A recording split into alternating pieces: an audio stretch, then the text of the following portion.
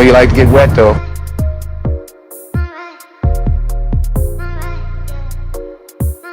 Voch is actually like one of the most entertaining people I watch.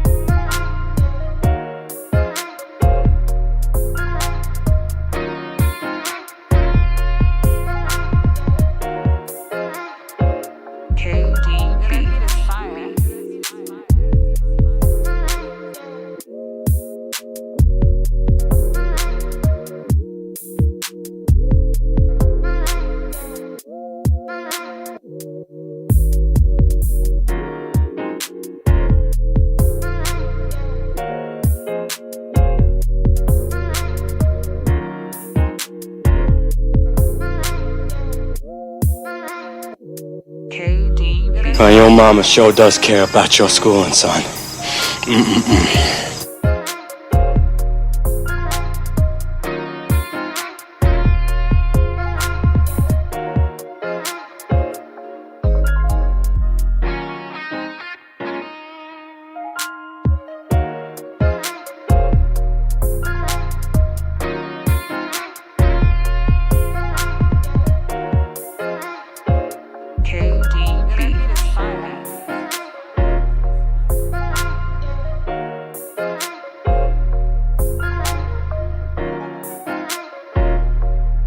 Did you hear what I said?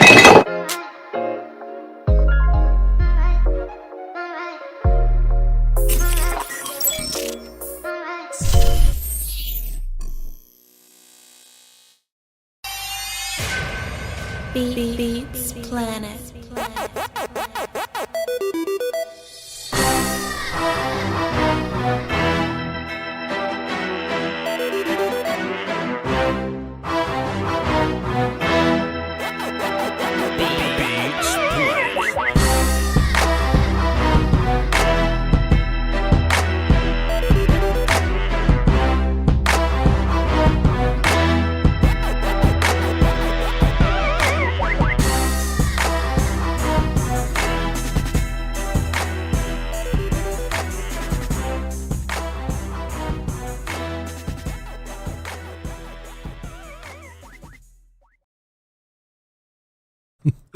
Buddy said he about to pass on his body like John Stockton. Did you hear what I said?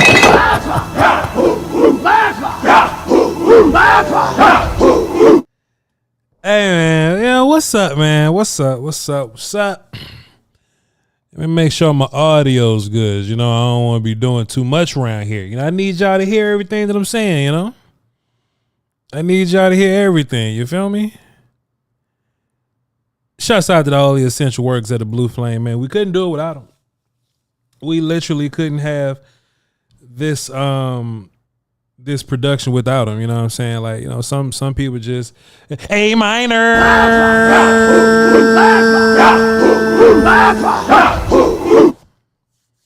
What's up, y'all? Appreciate y'all for being here. Love you to pieces. You know, Monday is Monday, you know what I'm saying? But there's nothing that can keep me from coming through, giving y'all some great content, showing some love to y'all. So appreciate y'all, man. Love you to pieces. Thanks for being here. Couple things that we got lined up for y'all today. A little bit of housekeeping, then we're gonna get to the business this evening. Nothing's official, okay? Nothing's official, but we're possibly building a table here. I ain't gonna say nothing else about it, but like just a post-draft table that you can, you know what I'm saying? You can just do table stuff at, you know? So we'll be crossing that bridge whenever we get there, possibly. One thing for sure I want to do is I want to do Salt and Pepper Lounge Thursday. Okay, because, you know, Salt and Pepper Lounge is always fun for us. We use Salt and Pepper Lounge to kind of kick it, relax a little bit, do some reactions, you know, do some laughs and stuff like that. So we have some clips to react to. So we'll probably be doing Salt and Pepper Lounge Thursday night, looks like. Thursday night, possibly. So just be looking out. Community tabs, look out for the tweets, and just look out on your timeline and all that. I'll probably post it up early so we can have a day or two of it just sitting there so y'all can see it. So just Salt and Pepper Lounge as possible. Just be, just to be clear. Patreon is lit. Patreon is on fire. Like I was saying today with my Nate Pete film session, and y'all go check out the Nate Pete film session in case you haven't seen it. But they were playing against South Dakota. One of Brock Mogensen school, goddamn. Santa Claus on the Wrong button. Dom the Monko. Brock Mogensen school, right? But I was like, hey man, we watching Nathaniel Pete versus Brock Mogensen. If you're not in the Patreon, you don't know who Brock Mogensen is, right? But we had a pretty good watch on him in the Patreon. I'm a big fan of Brock Mogensen, so I'll be dropping a film session on him soon. He's an undrafted linebacker from South Dakota. So we'll be watching a film session on him soon. But if you was in the Patreon, you just saw it like this weekend or whenever we did it. So please tap into the Patreon. If y'all ain't doing nothing else, love y'all to pieces. Me and Brian Broadus not going to be doing Lombardi this Friday, but me and him kind of chopped it up a little bit. Lombardi is going to be a all year around thing. It's not just going to be a draft season thing. So me and Brian Broadus are going to be tapped in the whole way. I don't know if y'all want to continue to have a conversation about the weekend in hip hop that we just had. But if you do, it'll be after the show. Okay. We're going to talk about our Cowboys. We're going to get into the draft stuff. We're going to, have our little conversation. We're going to get on the phones, do some supers, read a Marcus Hardison quote, and wait about 5 minutes just to clear everything out. And if y'all want to talk about some rap beef afterwards, then we can definitely have a conversation. I can open the floor to you, even though people been calling me biased on Twitter. People been calling me biased on Twitter, but we can further it, give context and expound on what it is that we have an opinion on this thing. All right, so that's all we got, man. Today we breaking down Marist Liufau and what he does for the Dallas Football Cowboys. All right, I'm your host. Hey, Bachi. VOCHLOMBARD. I appreciate y'all. Leg of the pieces, man. So this is the business here, okay? Break down a little bit of Marist Liufau, some cause and effect. What does he bring to the table? What did he change? Did anything change by drafting Marist Liufau? And maybe, who he's competing with, how soon is he going to be on the field? And, what do his peers think of him? And how does he, how does he affect his peers? Find out next time on the next episode of Dragon Ball Z, right? Let's all take a sip of water, Chad. We ain't doing nothing else. All collectively. 1, 2, 3. Take a sip of water. Go.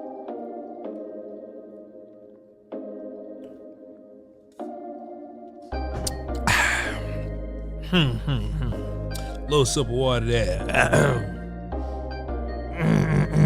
All right. Had some gummy bears from Sprouts. You know what I'm saying? You got to shout out. Shouts out to the Sprout gummy bears. All right, so this is where we at, okay? Can I do a breakdown of wide receiver Corey Crooms, the slot wide receiver? It's false. No way. Not this time. Hey, man, this the weird thing about the undrafted kids, man. Clearly the higher your draft position or whatever, the more film that there is on you. There's a lot of Caleb Williams film out there. He's the number 1 overall pick. So by way of there being a lot of Caleb Williams film, like there's a lot of Taj Boyd film, you know what I'm saying? Or there's a lot of who else played for USC? Brandon Rice film. You see what I'm saying? There's a lot of film for those guys, right? The problem is, like, let's just say Nate Pete. It was hard to find film on him. It was already hard to find film on him because, he just ain't got a whole bunch of games that's worth looking at. But he's like the backup behind Cody Schrader at Missouri. You know what I'm saying? So some games a little harder to find than some other characters. But trust me, I'm scouring the internet for as much film as I possibly can. And when I get it, you'll get it. But today we're looking at Marist Liufau. There's a lot of film on him, chat. There's a lot of film on brother Marist Liufau. He was the last pick of the Cowboys' draft of the Cowboys' second day. And I know a lot of people are a little upset at the boy Marist Liufau, but hey, it ain't his fault that the Cowboys drafted him, And I think the reason people may be a little upset at the Marist Liufau pick is because they were possibly one running back. Okay, Cowboys wanted, Cowboy fans really wanted to double down at running back. But Chad, I got a theory. And I was talking to Brian Bross about this. Brian Bross, he's a close friend of mine. He's a friend of the show. And me and him let me just pause this film so I can look y'all in the eye when I present this thought to you. Let me cut my music off when I look y'all in the eye as I present this thought to you. Yeah, I remember last year where like the Cowboys had us thinking that like tight end was like the biggest priority or whatever.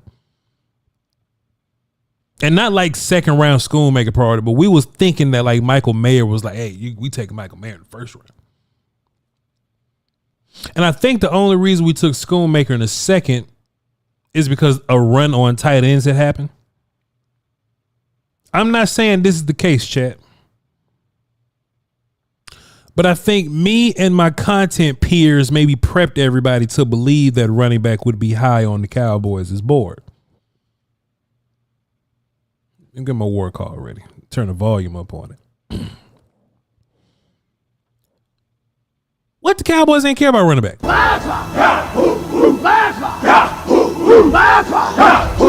What if they really wanted to double down on the offensive line? What if they really wanted to get linebacker straight? We really needed to get linebacker straight. And what if they was just really trying to get down on edge? They was just trying to get bigger on defense. Maybe wasn't enough space for running back. Chat, what y'all think about that as I pull back some more Marist Liufau film? I know how to say his name. I think I know how to say his name, but it's just more fun when I say it like it's French. Marist Liufau. Marist Liufau is going to be in a room that's basically empty. You know, every other one of these that we've done, these, you know, cause and effects that we've done, I was like, all right, Cooper Beebe and them, you know, Tyler Guyton and them. We haven't done Cooper Beebe yet, but Tyler Guyton and them, Marshawn Nealon, they're going to walk into their respective rooms and it's going to look like this. I think Marist Liufau, first and foremost, he's going to walk into a room with empty chairs. There's really not going to be anybody in it. And honestly, there's not really a whole bunch of competition for him to be dealing with. You know, one, Marquise Bell was in that room, but I think Marquise Bell has moved back to safety, right? So Bell is in a whole nother conversation with, you know, where he lies and, you know, some of this, you know, defensive arrangements, I would guess. The only thing that we know about linebackers so far is that Eric Kendricks is here. And Micah Parsons could possibly play it. That's the only thing we know. Kendricks will be your Mike linebacker. He will be your Zimmer whisperer. And he will be the dude that like is going to be tasked with teaching everybody their responsibilities.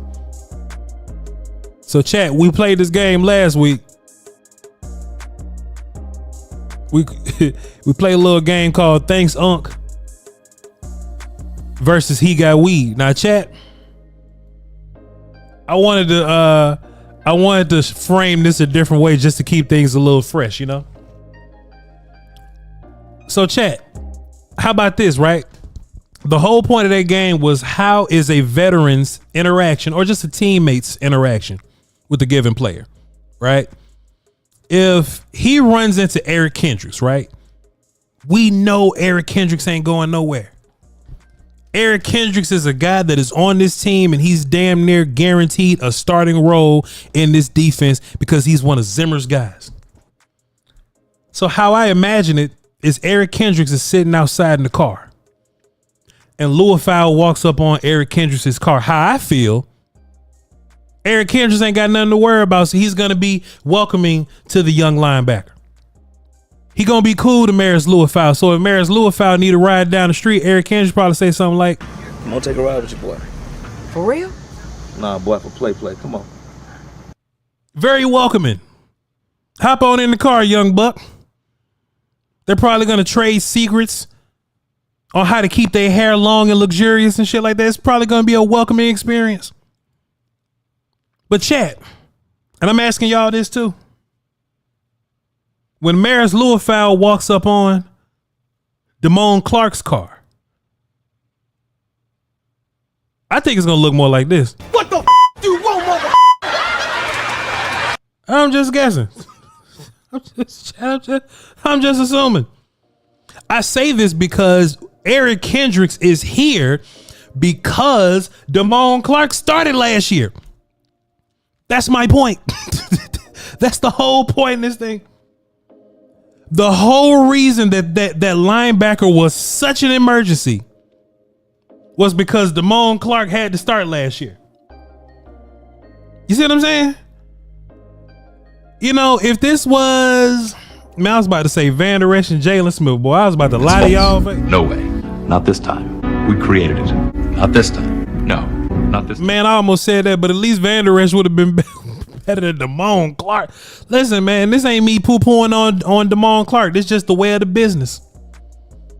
This just the way of the business. And I understand that the D-line in front of you could mean a lot to your success or your detriment or whatever.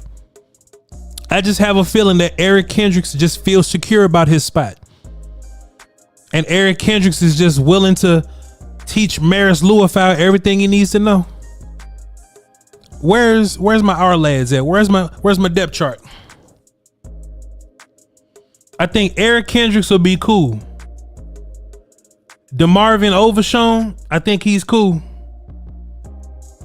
Honestly, I think Damian Wilson is a team signing, right? I think he's signed for all the team's units. So honestly, I think Damian Wilson is cool. Micah Parsons plays all over the formation. I think he'll be just fine. Those dudes will be cool.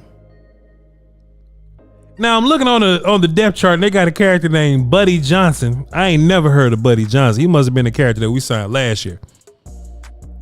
I wasn't inclined to watch all the undrafted kids last year, so I apologize. But Buddy Johnson, Jason Johnson, undrafted free agent Brock Mogensen, and F it, I'll even throw Damian Wilson in there. All them cats finna be looking right at Marist Liufau like, Hey, boss, he ain't working. Hey, man, don't slip. Don't slip, dog. You got to be on time. You got to be on time for the meetings, dog. Hey, you got to be on time, bro. And look, I think that's the weird thing about the linebacker room is that there's not a lot of dudes in there. If you contrast that with like maybe the offensive line room, right? The offensive line room got a lot of people in it and a lot of secured spots in there. We can say what we want to say about TJ Bass. He may not be a starter, but I think he got a secured spot on his team. TJ Bass competing with the other characters.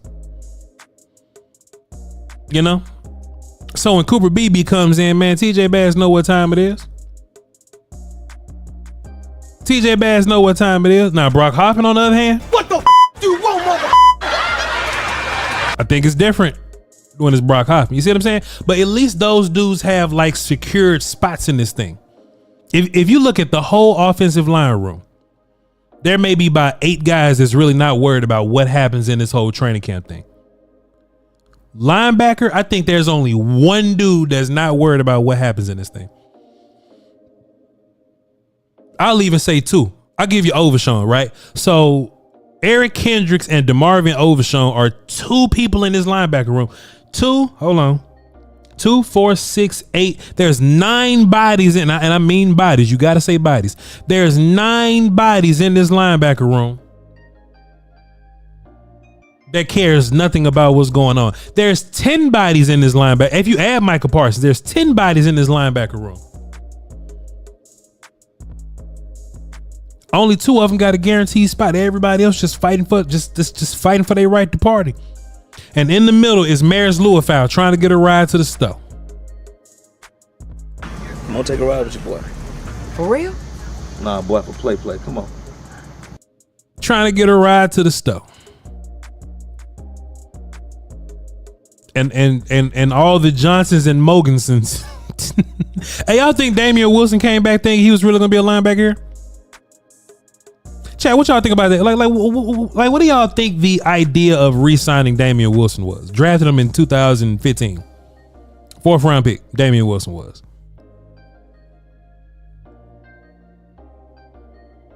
Like, what do y'all think that he think that this is, right? Like, y'all think Hitchens walked in this thing thinking, because I think that's important too. If Hitchens walks in the door thinking he about to play and start, shit, Hitchens got lied to. He definitely finna be a what you want mother. Hold on, where my button at? What the you want, mother? Boy, Hitchens definitely ain't giving no ride to Marist. Hitchens said, you better get on the bus. I really wonder what Hitchens thought. Like, does Hitchens think he's just here to play special teams? Because I don't even consider, not Hitchens. I say Hitchens, Damian Wilson. Hitchens the other dude. Damian Wilson. Like, did they talk to Damian Wilson and be like, hey man, we're gonna sign you as a teams guy? Or does he think he's actually gonna get a go at this? I think that's important, because if Damian Wilson thinks he's gonna get a go at this, then he really only got to beat one of the undrafted kids, Jason Johnson, Buddy Johnson. I just watched Jason Johnson the other day. I don't think y'all gonna get a film session on Jason Johnson. You gonna get a Brock Mogerson film session, but I don't think you're gonna get a film session on Jay. Now, I think Brock Mogerson got a shot to do some good things on the teams units, and he may be one of them sneaky dudes that can get on the preseason team and, you know, tackle the hell out of everybody. Like, you know, Brock Mogerson could be one of them characters. He has some interesting film. If y'all tuned into the patreon.com/Voch Lombardi, we watch him. But chat, this is where we are as far as linebackers go, right? Do we really only have 4 people we can depend on? Kendricks, Overshown, Clark, and Liufau? And everybody else just kind of bodies in the room? I don't know. So do I project Liufau to be a dude that's going to come and start over anybody day one? I don't know. I don't think Liufau is going to start day one. I also think role is a very interesting, you know, point in this whole thing. Like, Damone Clark got the most experience out of the younger kids, right? Eric Kendricks, well, I don't even want to mention his name no more because he's so guaranteed to have a spot. But what is Overshown for you? Riddle me this, right? Overshown in the Dan Quinn offense. This is something else we got to think about, chat. Overshown in the Dan Quinn offense seems to be like a will linebacker, J-Ron Curse type guy. That's something we were saying about Overshown, right? Hey man, he might be the new JK guy. He may be the new big nickel dude. What's Overshown's role now that he's 240 some odd pounds? He might be 239 or something like that. What's Overshown's new role at 239 in this linebacker room? Does Zimmer play majority nickel? There was this report that came out said the Cowboys are trying to play more base 4-3. I called them. It's false. No way. Not this time. We created it. Not this time. Because teams just going to line up in 11 personnel and just whoop that up. They're going to line up in 11 personnel and whoop that up. Sweet chin music and I won't pass the ox. You know what I'm saying? That's what's going to be there. So I wonder, when they was talking about Overshown last year, one of the scouts or whatever his name is, right? Whatever their name is. But they was talking about Overshown as a guy that can work downhill and be a pass rusher for you sometimes. I don't think Overshown's a pass rusher in this defense. Now in Quinn's defense, like we saw Leighton Vander Esch on the edge of the line of scrimmage and we was all sick. We was all like, man, what in tarnation is this mess you got going on, sir? If you want to use Overshown in that capacity, it makes sense. It makes sense, right? Just as a linebacker that sometimes is a downhill guy, sometimes is an upfield, you know, penetrating gap guy, like sometimes, right? But now we live in this world to where we want to get bigger on defense. And we just drafted a 275-pound defensive end in the second round. In the second round, a gangster beat his ass and hide the Bible if God watching. You know what I'm saying? A gangster Marshawn Nealon, that is. So in my mind, the defense trying to get bigger, not smaller or faster. So if the defense is trying to get bigger, then Overshown wouldn't be an edge for you. Overshown would just be a regular linebacker for you. Are we really trying to go 3 linebackers here? I think these are all valid questions. And if that's going to be the case, I don't see Damian Wilson doing shit. I don't see Damian Wilson doing nothing. But I see Liufau as a guy that is back up everybody, right? 3rd round pick. You know what I'm saying? Late, 87 overall. I see him backing up everybody right now. But there may be a point in the season, right? Because we always talk about better not get hurt guy. There may be a point in the season where he gets rotated in. If anything, knock on wood, because we can't afford it. If anything happens to anybody. But I know next year for sure, Liufau is going to be like Mike linebacker guy. Like Zimmer on the call, on the secret audio, Cowboys.com did it. Check him out. I was like, hey man, I was impressed by you when you was able to tell me what everybody was doing on the defense. That screams red dot guy to me. And coaches love that shit, boy. Coaches love, you know, the plays. They love, you know, your plays. They love, you know, everybody else plays. Coaches love that. And that might be the reason why Zimmer said, Come on, take a ride with your boy. For real? Nah, boy, for play. Come on. picked up that boy bags and he said, thanks, Unc. You know what I'm saying? That might be the reason why he's here. So if he's here to be future Mike, yo, Chad, let's keep it a buck, man. We can say what we want to say. Overshawn ain't Zimmer's pick.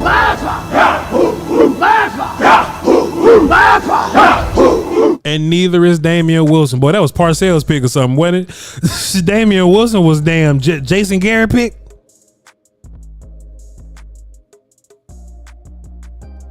This isn't trying to be some dialogue that I'm trying to put out there that Overshawn's going to be up shit's creek or anything like that. Because I think your linebacker core next year looks like some mixture of Liufau, Overshawn, and whatever dudes you got playing around that defense. We just don't know what Zimmer's defense is yet.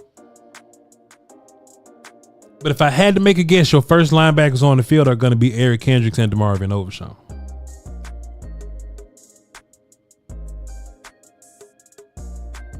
But Voch, what that leaves Marquise Bell? Shit, with Al Harris and them doing DB stuff. But Voch, what does that mean for Damone Clark?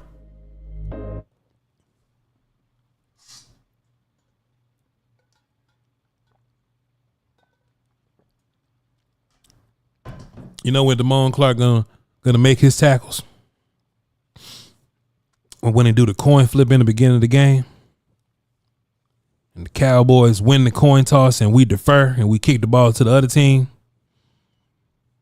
And whoever's commentating on the microphone and all that, and they, you know what I'm saying, the broadcasters, they're going to be like, the Cowboys are up to kick and they're going to be kicking off first and whoever the hell going to be returning the kick. And they're off. Tackle by Damone Clark. And he's going to run off the field. Overshawn, Liufau, and Kendrick. Some combination of those three are going to jog on the field. That's what I think the future of Damone Clark is going to be. Ain't nothing wrong with that. Ain't nothing wrong with that. I don't think that you cut Damone Clark, and I definitely don't think you could trade Damone Clark because the 2027 seventh round pick you're going to get back for him. I think he's more valuable as a depth piece and as a kicking team piece than that 2029 seventh round pick you're going to get back for him. All right? Chat, what y'all think? What y'all think, chat? Who our two kick returners gonna be? Turpin and Deuce. Turpin and Deuce. If Deuce don't make the team, Turpin and Moreno Cropper. If Moreno Cropper don't make the team, it's gonna be like Turpin and Malik Davis or something. And if Malik Davis don't make the team, it's gonna be like Turpin and one of them characters. It's gonna be Turpin and somebody. So there you go. What y'all got for me, chat? Y'all got anything? No Face Thriller says the Wilson disrespect. I don't know what you want me to say. Chase from WBA, Damone did have 109 tackles. Yeah, because he was on the field. He started. He played. He played ball, sir. Yeah, he was on the field and he got 100 tackles. Sure, he's supposed to. He was a will linebacker running free. He's supposed to. He's supposed to.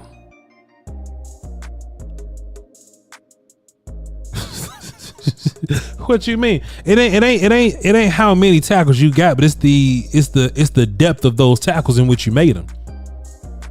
Come on, Voch. It's the average depth. And if you show me a stat where Damone Clark was top in the league in depth per tackle, then shit, we probably wouldn't be going after linebacker so hard. But I don't know. Y'all know me, man. Let me check and see the phones, man. There's a couple people on them. Let's see what caller Steve is talking about. What's up, caller Steve? Big Voch, how are you? Man, we chilling, man. We ain't doing nothing else, just doing some content, man. What you got for the show?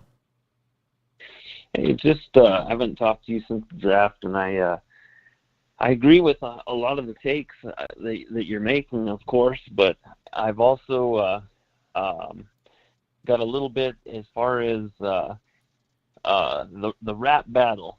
Mm. Can I touch on that? You can quickly touch on that quickly fast, but we're definitely going to talk about it after we're done with football today. Okay. Well, just quickly on that, then I think we've all had that friend that grew up with more money than the rest of us, and he had a lot to say even when he probably shouldn't say things. And I think that's where Drake is. He grew up maybe a little bit too entitled for his own good, and now he just to make it plain and simple, he doesn't know when to shut up. So that's just a bare bones take on what I think of that whole thing. Okay. Now on to football. Sure. So I like what you're saying about the linebacker room. Yes, sir. I am concerned about Liufau and his missed tackle rate. Mm. So I hope that's something that can get cleaned up, and maybe instead of being an unguided missile, he can be a guided missile. So I think the thing about this draft is it's a lot of planning for the future. And because if you look at Guyton right now, I had someone who's actually in the league, not with the Cowboys, and he said that his team viewed Guyton not as a starter this year. They viewed him as a starter for the future. Now, he did say he is raw, but he said 2-3 years down the road, he may be the best tackle out of this whole tackle class. So he does have plenty of upside, which is something you've said as well. So I mean, it just could be a good draft moving forward. We may not see a whole lot other than Cooper Beebe this year, but time will tell. Yeah, fair enough, man. Yeah, and Tyler Guyton, I think he's gonna be just fine. But his tape is his tape, and I just can't quantify how much work he's going to put in. Only he can do that. But he working with Duke, man, and working with Duke makes me shut the hell up and switch sides real fast. You know what I'm saying? But appreciate your call, Steve. Go on, bro. Thanks much. Hang around for the hip hop. Let's see. Who was up here next? Hemp. Let's get Hemp on the phone. What's up, Hemp? All right, what's up, Voch? How you doing, bro? What's good with your player? What you got for me today? Oh man, y'all talking about my player here. Everybody loves the BB pick from the draft. Yes, I love it too. Can't say nothing. Yes, sir. But this was actually my favorite pick. Yeah. You pretty much getting what we was looking for in Jalen Smith. Jalen Smith used to hop around and wait on the ball carrier to get close to him and then hit him. This guy is going to go to you. Sure. He's going to fly to you. Okay. So he was third in his team in tackles.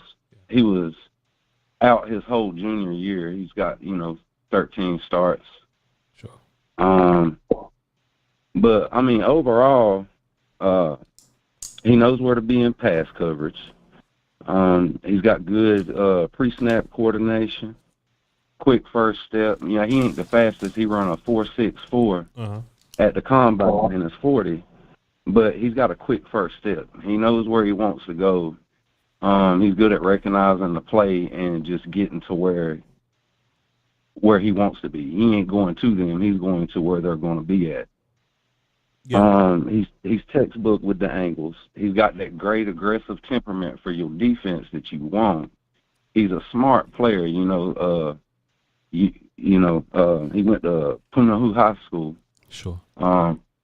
Very good scholar, so he, I have no question of what he's going to be in the film room. Mm-hmm. And he's already got good understanding and, what the offense is trying to do. He's really going to be your tight end eraser. Yeah. And coverage, he's good on that. He's got makeup speed. Like, I was watching some film, and I seen a tight end run a 5-yard out. Sure. And he was beat on the play, but he had enough makeup speed to deflect the pass. That's good. That's what you want. this was a ceiling pick, Voch. You know, I mean, we ain't looking at the floor, bro. We looking at the ceiling. The ceiling, you know, ceiling looks good. He makes plays. He's a playmaker. You know what I'm saying? I see him in the backfield oftentimes. You know, getting sacks, getting hurries, tackles for loss. He's gonna be good for the locker room. But I mean, he ain't a perfect player. He got some bad things. You know, sometimes he runs himself out of plays. He's trying to make the play too quickly. Sure. You know, he might miss the tackles in the open field. But all in all, I think you're looking at a future starter for this Dallas Cowboys. And him and Overshawn, they got a lot of traits very similar. So I mean, I see them competing. And you know, I'm a Texas fan. I love you know, Overshawn. So. Yeah. I mean, no matter who we get in there, I think they're just going to complement this defense. And, you know, they're going to complement Kendricks and, you know, Micah. Micah's going to be able to move around more. I mean, I don't look at him at playing end or linebacker. They ain't no telling where the hell Zimmer going to be lining him up at. Right. I mean, this is going to be fun to watch. This is part of the process of watch, you know. But I think these boys just need to go in there and compete. You know, you got all these coaches on these 1-year contracts. Sure. You got players on 1-year contracts. We really just, you know, trying to make some noise. So I say we put the best players on the field. Yep. One thing about Liufau, though, and my last call, I believe it was caller Steve, you know, he was talking about the missed tackle rating. You know, man, PFF got some weird numbers up there for Liufau. You got some background noise, so I'm going to go ahead and get you up out of here. Thanks for the call, brother. But appreciate you. Caller Steve alluded to like the missed tackle rating and all that. And I think there, you know, PFF got some weird numbers up there. And I don't know how necessarily they compile their numbers or whatever. I don't think he was a bad rundown player at all. Let me just go find some little film for y'all while I just go ahead and pull up the Liufau. Bam. I don't think he was a bad rundowns guy at all. But I think one thing that is true about him, I think he does over aggressives the play. I think he overruns the play sometimes because he's really trying to like destroy and whoop people. But any football coach will tell you this, any football, you know, anybody that's ever played or whatever, a coach will always rather tell you, hey, dial it back just a little bit. Nobody wants to tell you, hey, pick it up. And I think one thing that we saw with Clark is Clark would be lost sometimes, and then Clark would be jogging, and then Clark would get caught, you know, he'll get caught past the, you know, like past the line of scrimmage, and he'll make a tackle, but it'll be like a recovery tackle. It'll be like 4 yards down the field. And Liufau, you know, every linebacker is going to have those. But Liufau has these times where he's just a heat-seeking missile. And, man, you know, I think that's what coaching is for. So we talk about high floor, high ceiling. If you win ugly, it's my job as a coach to teach you how to win pretty. In my mind, when Liufau's doing the big missile thing, I think that's when he's either winning super pretty or he's winning ugly. It's my job to make him like, hey man, I love that playing with your hair on fire. I love that aggression that you got. I love that missile mentality. Chat, can we get a hashtag missile mentality around here somewhere, please, if y'all ain't doing nothing else? I love the missile mentality in here. And I think it's easier for coaches to take that and apply it to the field, right? Because if you want to say that Marist is raw because he's a run pass you got, cool. But he does have base instincts. He does have base, you know, the base ability to read keys, and he is a missile. You know, maybe you just got to slow it down just a little bit. But to I think my last guy's point, or maybe the guy before, one of them, but they was talking about Jalen Smith, right? Jalen Smith bouncing around, dodging tackles, people running past him and stuff, man. You're not going to have that problem with Liufau. You know what I mean? You're not going to have that problem with Liufau. I'm a big fan of the player. I like him a lot. But anyway. Marv, what's up, man? What up, family? How you doing? Man, we just kicking it, bro. Ain't nothing about nothing. What you got for the show today? Oh, man, I like everybody worried about what you say. The Cowboys, what they did, and everybody didn't catch it. They drafted people that always play with effort. like you said. Mm-hmm. They didn't draft players that don't have effort. They draft players that always playing fast and effort. Yeah. That's easy. That's easy to coach. Yeah. People that don't have effort, them the guys, like F. You see what I'm saying? Mm-hmm. He gonna be like it sometime. Yeah. So I'd rather get the player that got effort always, hustle. Just like that DM we got, that guy gonna beat. Yeah. Marshawn Nealon.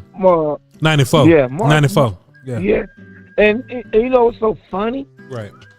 And y'all ain't catch it. Even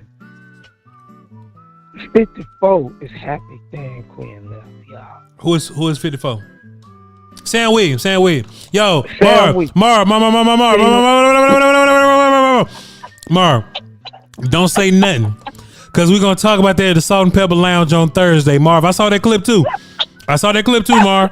Hey, y'all keep bullshit with Marv. Marv ain't crazy. Marv pick up on stuff too. Marv, don't say nothing. I know exactly what you about to say, Marv, and I agree. Marv, listen, Marv, tune in Thursday night around about 7 Central. We're gonna do Salt and Pepper Lounge. We're gonna review the home run derby clips. Sam did have some shit to say, but I'm not gonna say it now, Marv.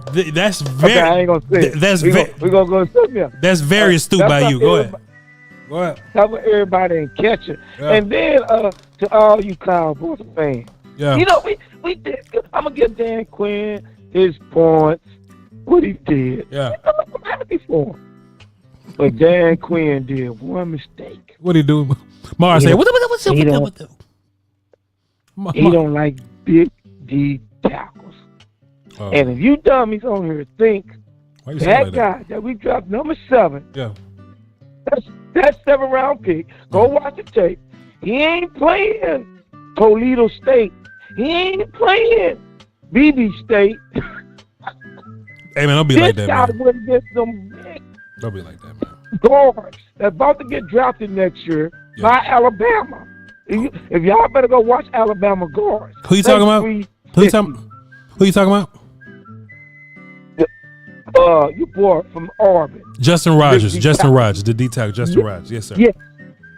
You got dum-dums on here. That D tackle is going to show off for the Cowboys. Yeah. That's my X factor because they're a rotation. And I'm going to tell you something, and I hope Dan Quinn do this, and he might do it, y'all. Like I keep telling y'all, we got 3 5th-round draft picks. Yeah. I'm going to say it right now. He going to send us Ridgeway, huh? Marv? No. He don't want him. Huh? It's going to be Payne. Deron Payne? He going to send us Deron Payne for a 5th-round pick? He going to stop? Yes. It's either going to be Payne or one of them big D tackles.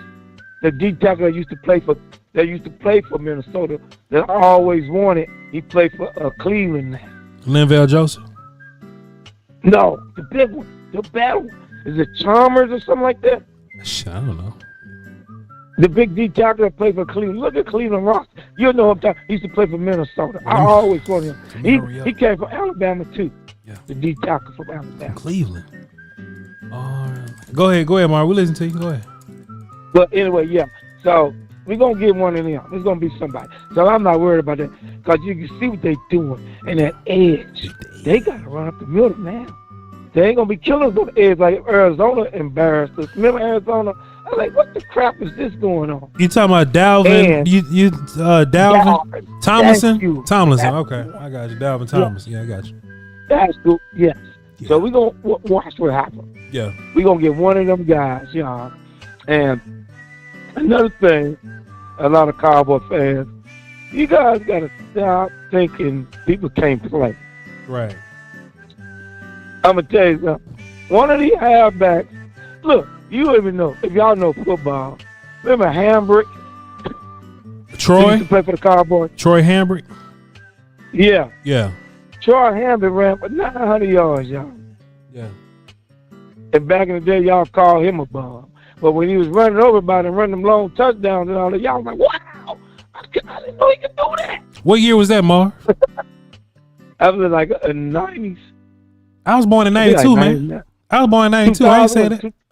Was it 2000? I was a kid then. I ain't say that. Not you, but I know some of these older fans on here, if they watch football, you guys got to look at what the Cowboys doing. That draft, because Zimmer used to coach the Cowboys. He knows Jimmy Johnson way. And they told the Johnson, son, if you don't stop that edge, you ain't never win. Yeah. If you don't get a good linebacker that know where to put your boys at, where they ain't got to think now, you ain't never win. Yeah. He did that. Yeah. That's why the linebacker didn't go to San Francisco, because he didn't want to be second fiddle. He's like, no, I'm going to come to the Cowboys. Yeah. And he's smart. He said, I got a chance to get, The conference has been locked. so I can make me some money, feed my family. Yeah. He going to put that defense right in point. We're going to get another D tackle. I'm happy. And I said, man, Voch, as soon as you said that player, because I was looking at all the defensive linemen, because I watch what they do. See, I watch defensive tackles to see if they get moved. Yeah. That dude don't never get moved. He don't get moved, Marv. You're See, right. that's what y'all got. Yeah. You know what I'm saying? Yeah. That's what I watch. I'm like you. We don't need no pretty boy trying to show off and get out of position so they can run up. No, I want a big dog in the middle. Yeah. So we can stop that run so my ends can eat. Because I know my ends going to do. And I'm going to tell y'all something. It's going to help D-Law. It's going to really help Micah Parsons. Yeah. It's going to help everybody. And you know who else? It might even help your boy to change his number that came from LSU. He ain't got to think no more. He can run and react now. Goddamn right, he ain't got to think no more. You right, he ain't got to think no more. Hey, Omar, let me ask you a question before I get you up out of here, sir. Do you know what BBL Drizzy mean? BBL. BBL Drizzy. Who is that? I'm just asking if you know what it means. Somebody in the chat asked me to ask you, do you know what it means? BBL, let me see. Nah.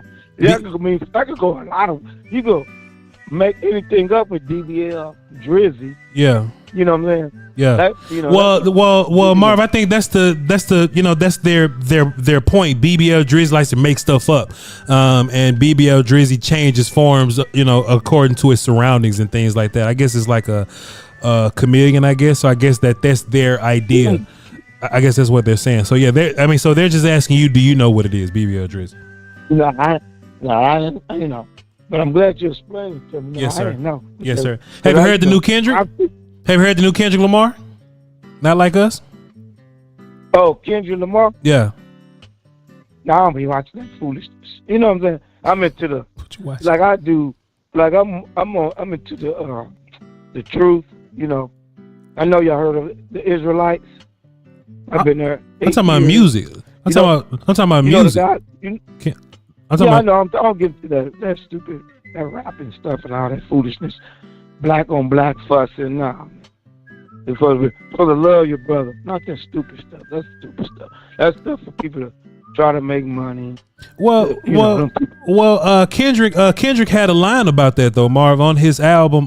Damn, he says that he's an Israelite. Don't call me black no more. That word is a color. Yeah. Yeah, I heard that. That word is a color. Yeah. That's why they got mad at him when he said that. Yeah, they got mad. Say that. Yeah. They get mad at you because you said you don't listen, letting your Marv. people know who you are. You said you don't listen, Marv. We ain't gonna say it on your line. Yeah. But they know when you say that, that means you woke up. He woke up, so he stay out of people's way. Yeah. Because if he talk, they gonna come after him.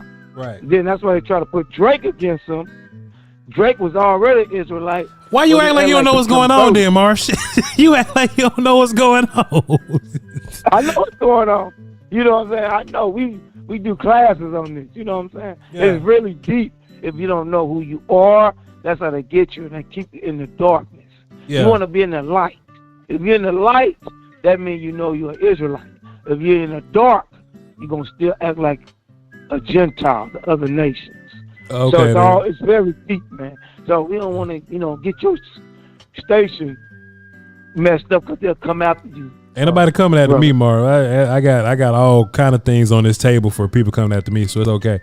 Yeah, but they be jealous because you letting your people know who you are. They don't like that. They want us to stay dumb, but we not. I got a lot on this table for them people. Yeah. I'm just so happy about But Fox, I gotta give it. I was like, man, Fox killed that when he got Big Roger. Yeah, Jack Rogers. I watched that tape. Yeah. I watched that tape on that boy. I was like, oh. Yeah, back to That's football. what we need. Back to football. Yeah. You know what I'm saying? Sure. And then it's gonna make him even better in that camp. Yeah. When them big D tackles going against that new line we got I'm telling you. in the middle. Yeah. Oh my God. And then Marv, he already big, man, you know, so it ain't like they got to put weight on him. He already 330, No, you know what I'm gotta saying? put weight on him. Yeah. See what I'm saying? Yeah. You have to put weight on him. And I ain't worried about them DNs. I'm gonna tell y'all something. In that camp, Steele and Steele and young boy.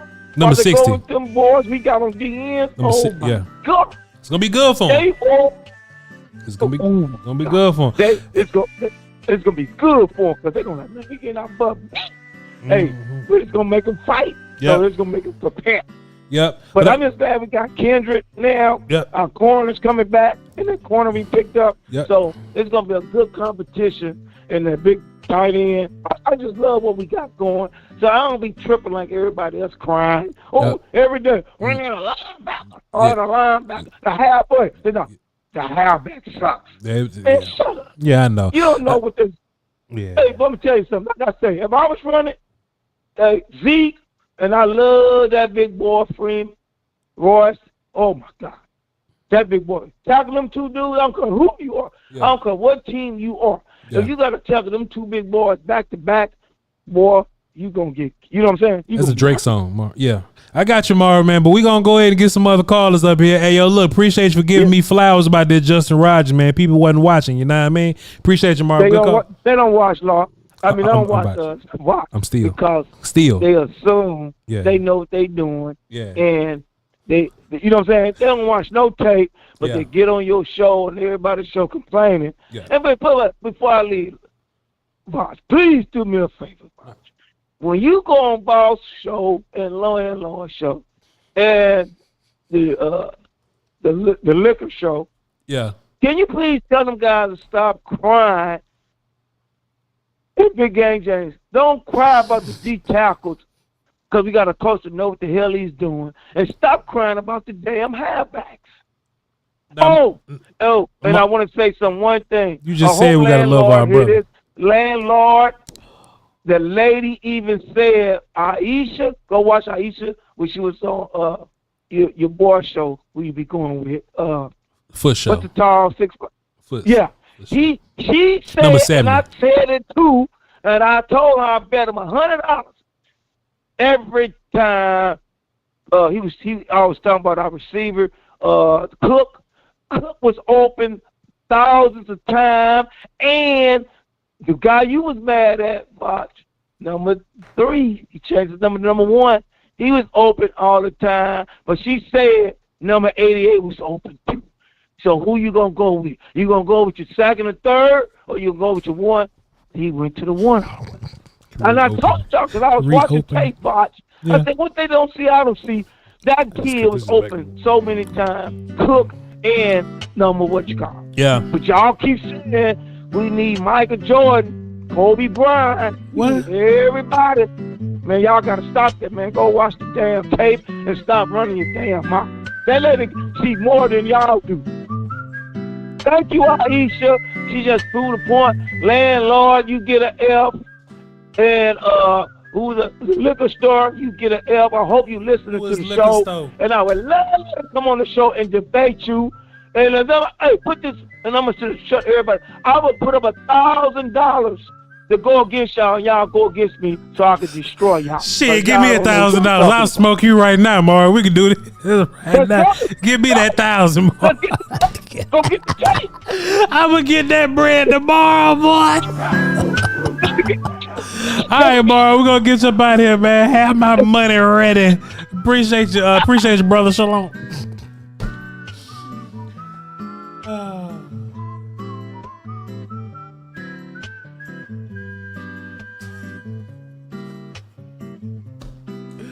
I know who you talking about, man. I know who you talking about. Hey, listen. Marv's opinions are Marv's alone. It does not reflect the opinion of Voch Lombardi or the staff here at Voch Lombardi Live.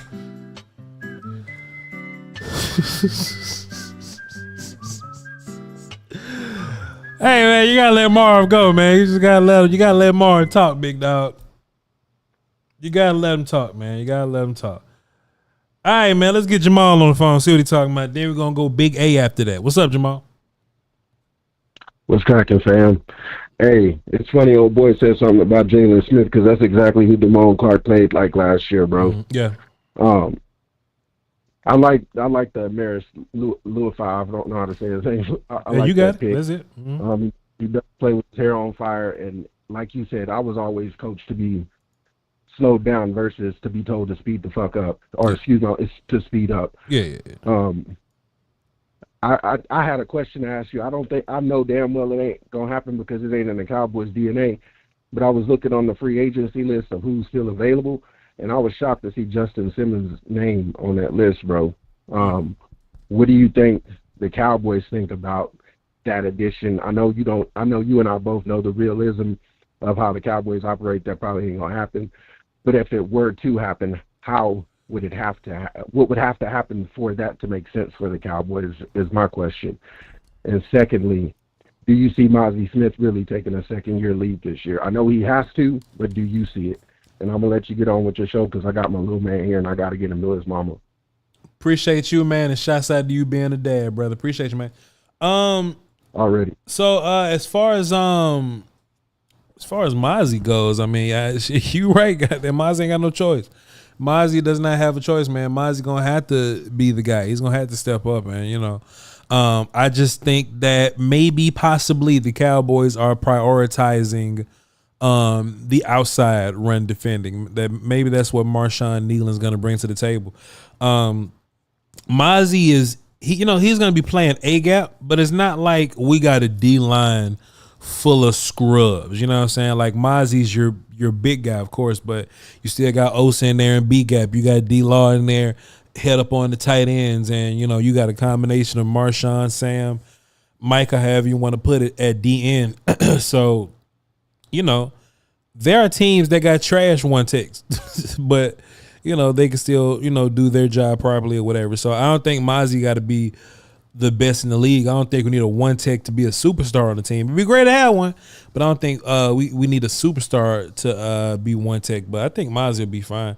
I just believe in these off-season jumps and these second-year leaps or whatnot. But as far as the whole Justin Simmons thing, I think the Cowboys' philosophy on free agency in general, I think they're just trying to wait until the comp pick form. And look, I could be wrong. Somebody in the chat to get me right, but I think they're trying to wait until the comp pick formula is not affected. And I think once they're in the clear, I think that's like post June 1st or something. So I think once they're clear there, I think that's when they're either going to start adding guys or they're going to agree or designate the signing as a post June 1st. So they were like, all right, Voch, we're going to sign you, but the date goes into effect June 2nd. You know what I'm saying? So they'll probably do it like that. So, the league year or whatever. It's just to protect their comp picks or whatnot. So, good question. But you know how it go. Let's get Big A on the phone and see what he's talking about. And I'm going to check out the chat because I know. How we doing, Voch, man? Yeah, what's good? Today? What's good with you, Big A, man? We just trying to figure it all out, sir. What you got for the show? I got you. I feel like, personally speaking, because mind you, rightfully understanding, for a lot of Cowboy fans, I think it was just a lot of uncertainty heading around this offseason because, we had a lot of losses and there's a lot of things up in the air that happened. Mm-hmm. And now that we come out, now that I'm seeing this thing coming out of the draft, I feel like I have a better expectation now of what I should be looking forward to with this current roster. Mm-hmm. And I don't know, to me personally speaking, I feel like this is going to be I feel like this upcoming season is going to be a 2022-esque season a little bit, where it's like you have uncertainty in certain spots, especially in your defense and in your running game ability. But if you're able to balance, if you're able to hit, especially offensively, if you're able to hit on the running game, say the offensive line is able to open up holes better, regardless of what the hell we have at running back, I feel like we're able to get that balance back. I feel like this could be a very 2022 type season where it's a good season. You probably more likely make the playoffs because I can't think of many teams that can knock you out. But all in all, it's not going to be as bad. I don't feel like it's going to be like the sky falling as bad as we thought it was back in March. Mm-hmm. But sure. Yeah, that was that was my thing. And then other question I had in general was, now that we look, or maybe this could be a topic that you do later as you head into the season, but just looking at the NFC, just looking at the rest of the conference as a whole, and where do you feel like Dallas should be properly placed? Looking at the rest of the conference and how much change has happened over the last couple of months. Oh, sir, you know me. Cowboys about to beat the shit out of everybody. I mean, you gonna have to show me different. I mean, you gonna have to prove me otherwise, sir. You know what I'm saying? And like not you, but like them. You know, so you know, the Eagles have their shaky end of the season that looked real bad. I think the Giants maybe took a step backwards. I mean, Daniel Jones to be healthy, but you know, come on, son, man, that's Daniel Jones and Dayball in them, man. As far as the Washington Football Wizards, I think they made some improvements, but they signed a bunch of backups and older cats. So I think the Cowboys are properly placed, but it's never about the Cowboys, beating the divisions. It's never about the Cowboys getting to the playoffs, or the Cowboys beating the shot the Eagles. Like those things happen every year. It's about the Cowboys getting to the playoffs and beating multiple people in the playoffs or whatever. So as far as the division goes, I don't think nothing changed, but we'll see when we get to January. That's going to be the talking point there. Yeah, I got you. Yeah. Anyway, thanks for having me on today. Appreciate you, big dog. You already know. I think it's funny that when you see a lot of interactions between Cowboy fans and Eagles fans on the internet, I thought that a head-to-head rivalry meant something, and I just find it interesting. And I know Alex in the chat, but he'll be all right. I just find it interesting that Eagles fans have a negative opinion about Dak Prescott. And let's just keep it a buck here. Like, Dak Prescott has a notorious record of like beating the shit out of all the teams in the East. But what I'm seeing from Eagles fans on the internet now is they don't care that Dak Prescott beats the shit out of them. They just simply want Dak to beat somebody in the playoffs before we start talking noise, or just the Cowboys to beat somebody in the playoffs. Apparently, according to Eagles fans, that they're better than us even if we sweep them. If we sweep the Eagles and lose to San Francisco in the playoffs, and even if the Eagles lose to Tampa Bay in the playoffs, we're still somehow trasher than them.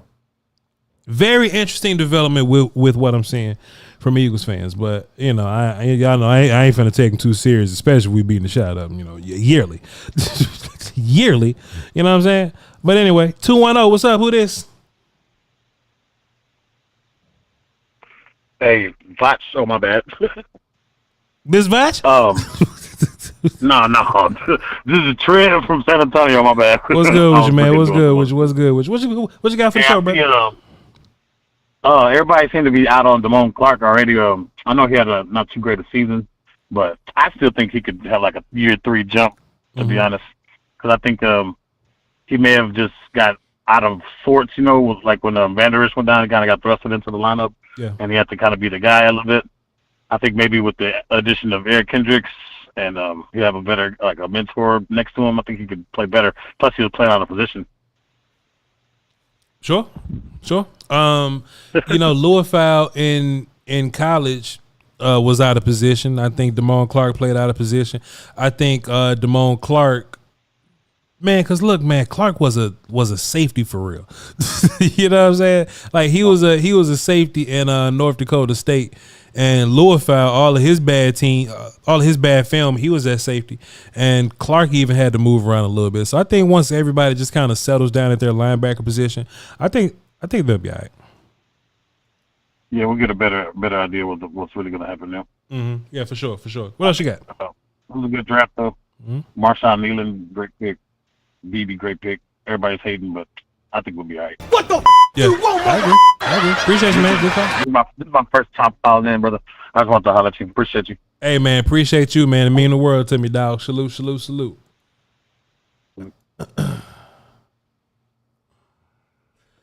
Who? There we go. Yeah, I just don't get why they've handled Dak's contract the way they have for years. It's almost just fine. Hey, man. Jones is going Jones, bro. Jones is going Jones. Da-da-da-da-da. Appreciate y'all for tapping in, man. Appreciate y'all.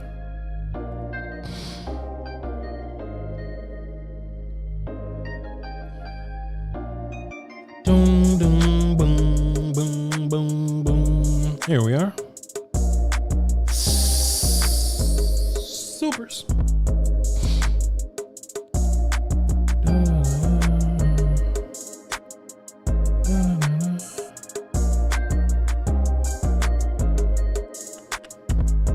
So Watson sent me a super chat from the Okoye video, and I missed it, and I apologize.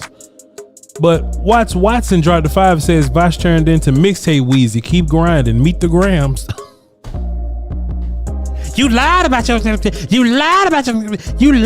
best friends. You lied about your kids. You lied about your money. You lied about your job. You lied about your abs. You lied about your best friends. You lied about Appreciate you, Watson.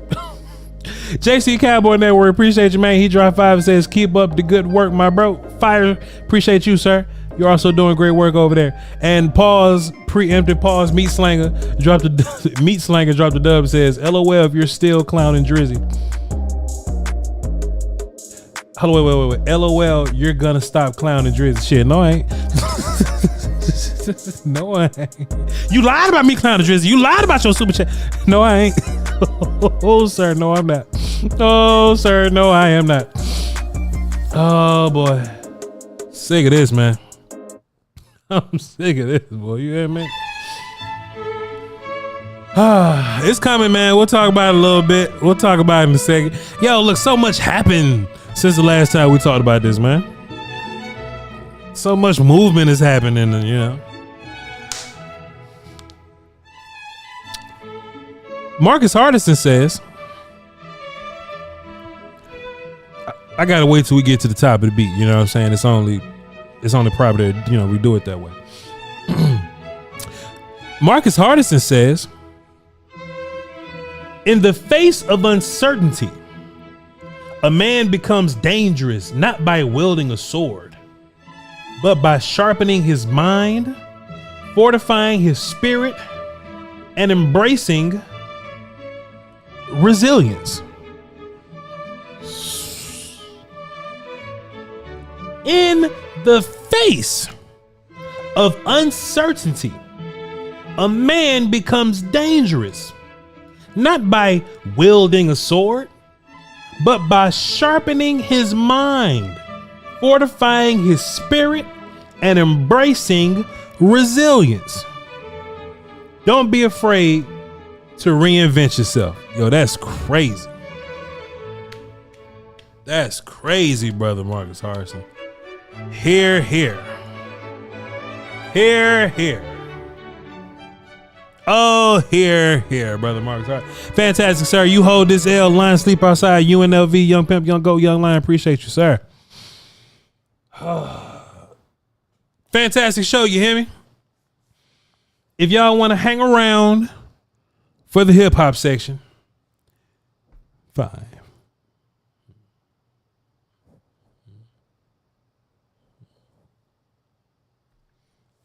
I appreciate y'all for tuning in. The conference has been unlocked. If y'all want to. Appreciate y'all for tuning in. Y'all like all the socials and all that. And what is this here? Let me just give y'all a little time to get y'all life together. What in tarnation even is this? That's my small cam. That's my window. What window is this? We'll just go ahead and get rid of that. Yeah. So, hey, subscribe to the Patreon. Follow on all my socials, man. Appreciate you. Love y'all to pieces. Watch film session. All right, cool. The football conversation is stopped now. We're done talking football here. If y'all want to hang around and tap in with this Drake and Kendrick conversation, feel free.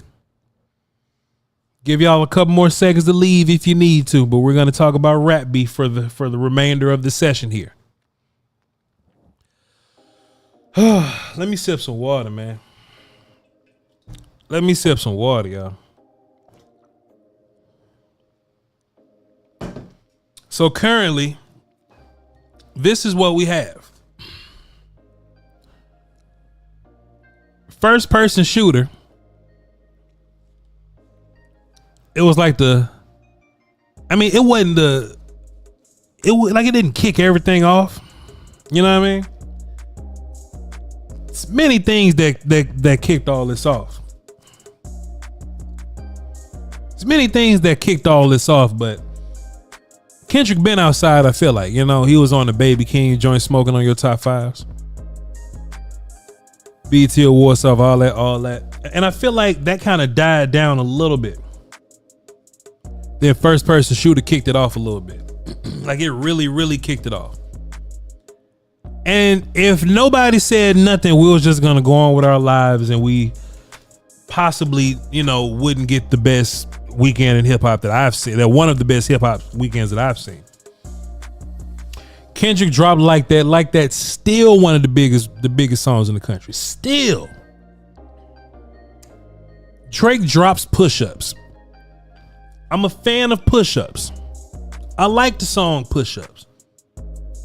I feel like whenever you're in war with Kendrick Lamar Duckworth, you need to give him your undivided attention. But it's cool. A little friendly sparring here and there, but you need to talk to Ken. You need to talk to Ken. Address Ross later. Address Abel and his management later. Address Nate Davis and Leland Wayne later. You need to focus on Kendrick Lamar Duckworth. I think something that we have to understand here is that some sides are just going to be some sides, right? I think the Drake fans are just going to be Drake fans. It ain't nothing that you can do about Drake fans. And I think some Kendrick fans are just going to be some Kendrick fans. It ain't nothing you can do about that. But if I had to bet, I would say that the overwhelming majority got Kendrick winning. And look, man, everybody ain't got to agree. Let me see something. You ain't got to agree, but I'm just assuming the overwhelming majority. I'm just gonna put it down here. Who winning? Kendrick, Drake. Just to give y'all a little bit of context here, I was a Drake fan first. I think if you were outside in that 2008, 09, 2010, 2011, 2012, 2013, it's undeniable that you ran into, like, if you was a Wayne fan, you probably transitioned into a Drake fan. Probably. So I was a stone cold Drake fan first. But then I developed this fandom for art and what Kendrick Lamar does and the depth of his lyrics and all that. And I kind of like the fact that you got to put puzzle pieces together. So I'm a fan of both. But I do think that in this rap beef, we have to look back, especially with the internet. See, old Beast didn't have this conversation. Old Beast didn't have this problem. It was just whoever was in your vicinity, that's the opinion that you heard. You know what I'm saying? And it'll be the radio guys keeping score. So now we're on the internet and we see Drake fans and we see Kendrick Lamar fans going at it. And it's funny when you see Drake fans, when Drake clearly take an L, you see them trying to fight out that box. And I think it's strange. But anyway, I wanted to preface all that before I got to Euphoria. I wanted to set the table with that before we got to Euphoria, okay? Pardon me, I take that back. Rewind. He dropped Push-Ups, then he dropped Tailor Made. I think Tailor Made has been some of his best work in this whole exchange here. It was just goofy because he used the AI voices. As far as the raps that you used, I think some of the best raps came from Drake's side. I think some of Drake's best raps came from Tailor Made. But the AI shit made it corny. So people just kind of just pass it along or whatever. But if you listen to some of the stuff that Drake was saying, yeah, he was trying to be rabbit and, get ahead of what Kendrick was saying. But I think Tailor Made is the most important song in this whole exchange. I think Tailor Made set the ass whooping up. Because before Kendrick even dropped Euphoria, it was simply just like that. So all we got was a scathing verse from Kendrick. And when I say a scathing verse, my mama know the like that verse. Scathing verse from Kendrick. So Drake drops Push Ups, which is a poppy song. And look, if anybody has any kind of sense in this battle that's objective and are on both sides, everybody walked into this thing thinking if you're going to beat Drake, you need 5 a.m. in Toronto. You know what I'm saying? You need 3 a.m. in New York, 6:30 on Bridle Path, like that kind of stuff. And I know Drake is still capable of doing this because on the Scary Hours version of All the Dogs, Drake was rapping his ass off for 5 tracks. Like he gave us 5 extra. And Drake's always been that guy. Like he'll go and drop Hold On, We Going Home. But then he'll go to OVO Sound Blog Spot. Cause I'm a Drake, Voch is Drake guy for real. He'll go to OVO Blog Spot. And he'll drop, you know what I'm saying, some shit of him cooking. So I know Drake is still capable of this. He's capable of beating the shit out of whoever that he raps against. But when he drops Push Ups, it was a little too poppy for me.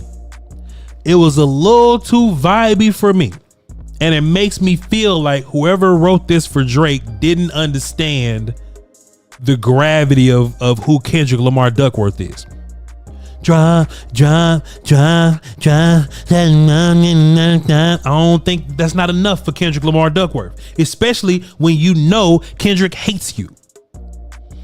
This is what I think the angle was. And I don't think it's a bad angle, bro. But Drake's possible angle could be, I'm the pop star. Let me be more popular.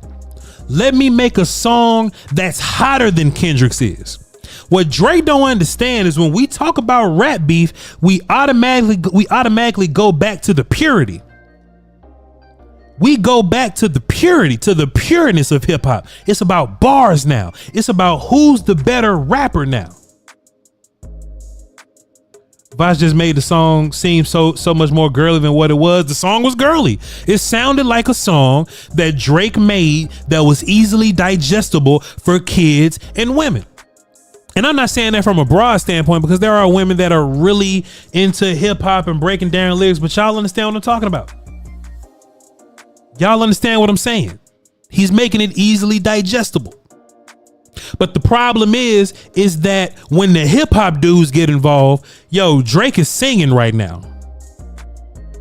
Drake is dropping another Hands on Your Knees track. He's singing. But the reason why I think Tailor Made is such retroactively, right? Why I think Tailor Made is such a detriment to what Drake was doing is because Drake wanted to do Kendrick like he did Meek. Like, hurry up. Drake can out-rap. He can out-rap Meek. Drake can out-rap Meek Mills. So yeah, let's rush Meek into dropping some subpar work. And I'll just drop something better than you. It's a fantastic strategy. Back to back was a fantastic strategy. We've been sitting here for 4 days, sir. When are you gonna say something? Oh, hip hop beef wasn't on a day's timeline. It could be months before you heard the next rap. So I feel like when Drake dropped Tailor Made and he was all like, yo, man, we waiting on you to say something, bro. We sitting up here waiting. Yo, you got to have a quintuple entendre before you come out here, boy. You got to, go ahead and, you better have some mysterious.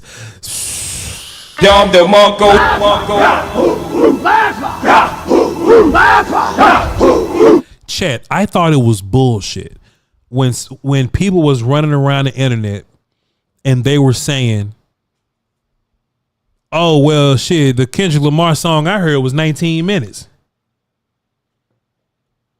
Well, Euphoria is only 6. Where's the other 13 minutes? If I had to theorize, that other 13 minutes probably went to 6 a.m. in LA and Meet the Grams. If I had to bet, that's probably where the other 16 minutes went. But anyway, Drake sets this tone of, hey, I need Kendrick to hurry up and drop something. I'm getting tired. We're waiting on you, sir. Give me that quintuple entendre, sir. And I don't think Drake understood the amount of raps that Kendrick was going to send back his way. So if it's Euphoria versus Push-Ups, I think Euphoria is a much better song. Something else that we could talk about big picture wise, I think a lot of Drake's song, or like, let's see, Push-Ups, first person shoot, if you want to consider that, you know, part of Drake's thing or whatever, and Family Matters, they all kind of sound the same to me. Every single Kendrick Lamar song is sound different in this beef exchange, right? But we drop Euphoria and Kendrick is saying, hey man, there's leaks in your camp. Weeknd is saying, hey, it's leaks in your camp. Pusha T told us a couple years ago, hey man, there's leaks in your camp. And Kendrick Lamar was making lyrics and writing rhymes as if he knew what was going on, as if he knew what was about to happen. I actually screenshotted it, and if anybody cares, I'll show you. And I'm gonna actually take this point and double back on it later so y'all don't forget it. Kendrick said that Drake had people in his camp leaking information. Kendrick then proceeded, and everybody saying Drake said Kendrick up. I don't really see that proof in that. But here's how I know that Kendrick said Drake up, and Kendrick probably really got information from Drake. Kendrick not only knew when Drake was dropping, but Kendrick dropped 613 in LA. And I don't even know if y'all went to go check. Meet the Grams was uploaded on YouTube before Family Matters was. Family Matters went live first. Family Matters was dropped first. But if you look at the times uploaded, I screenshotted them. If you look at the times uploaded, Meet the Grams was on YouTube first. It was just private. So how is it that Drake can drop Family Matters? How is it that Drake can drop Family Matters and then Kendrick on a song that was uploaded before Family Matters address and counter all the points that's on Family Matters? That's the receipt. So when Kendrick's side is like, okay, well, show us the receipts that you set Drake up with, and Drake fans will be like, well, you show us the receipts that Kendrick said Drake up. That's the receipt. Oh, I still got this in my phone. Let me see something. Let me see something, because I thought it was odd. Let me see something. I still got it. Let me see. So I screenshotted this, right?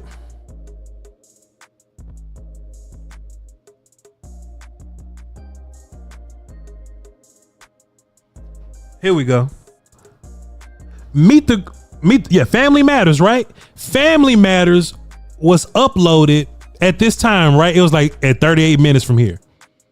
So when I did this screenshot, it was 38 minutes ago. And just to give you context, I got the time up there. It was 11:50 Central. It was 11:50 Central, 38 minutes ago. I took another screenshot at 11:50 Central. These are your receipts. Come on, camera.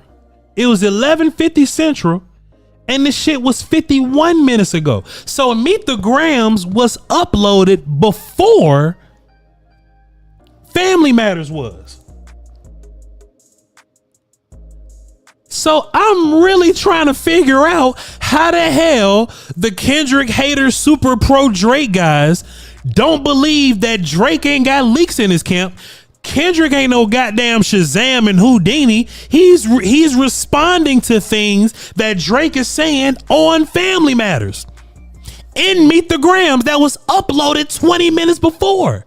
It was just set to private. Man, come on, dog. Man, come on, dog. Anybody got something on that? Anybody read? Because somebody, Marcus, somebody was calling me a liar earlier. They were saying I was unbiased earlier. I don't see. They were saying that I was biased to Kendrick. I'm just telling you my experience, sir.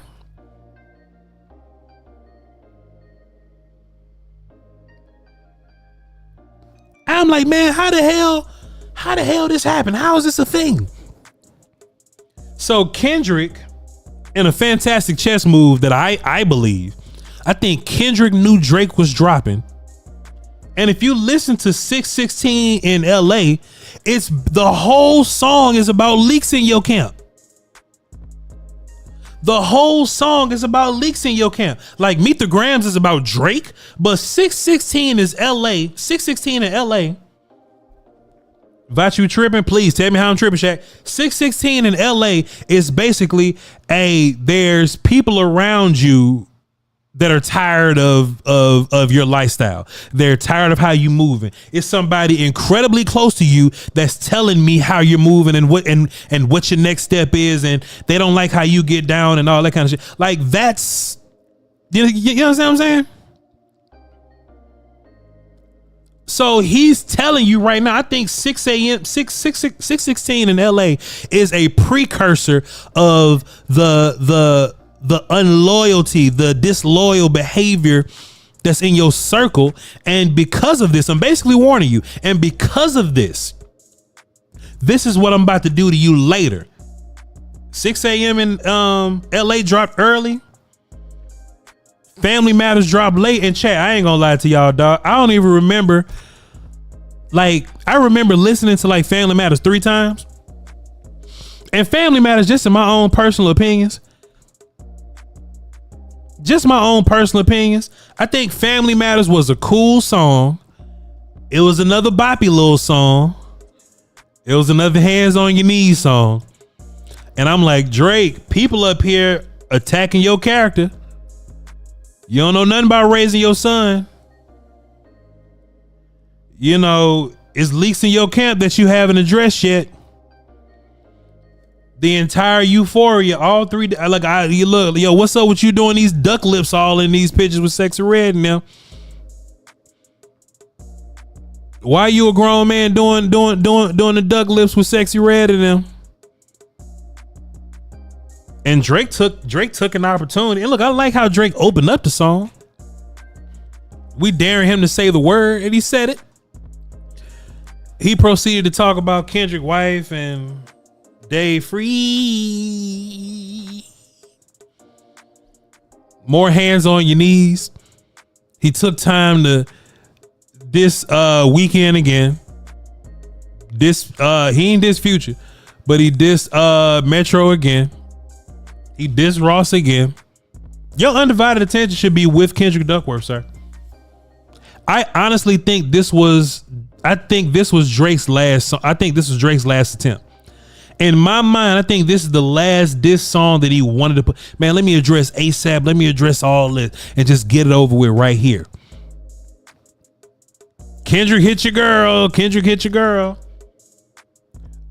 Whitney's brother actually came out on Twitter recently supporting Kendrick, so I don't know how real that is, but I don't know, man. I just think that Family Matters may have been Drake's idea of, all right, I'm dropping Family Matters. I'm done now.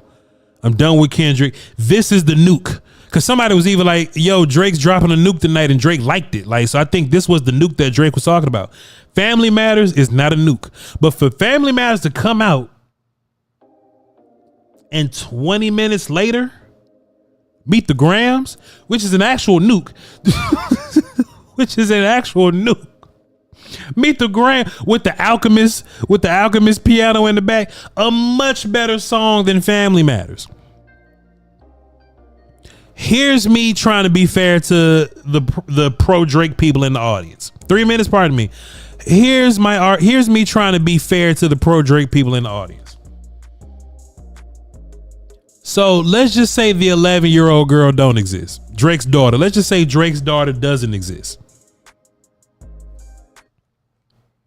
What about the other 17 minutes of real shit that Kendrick been beating you upside the head with?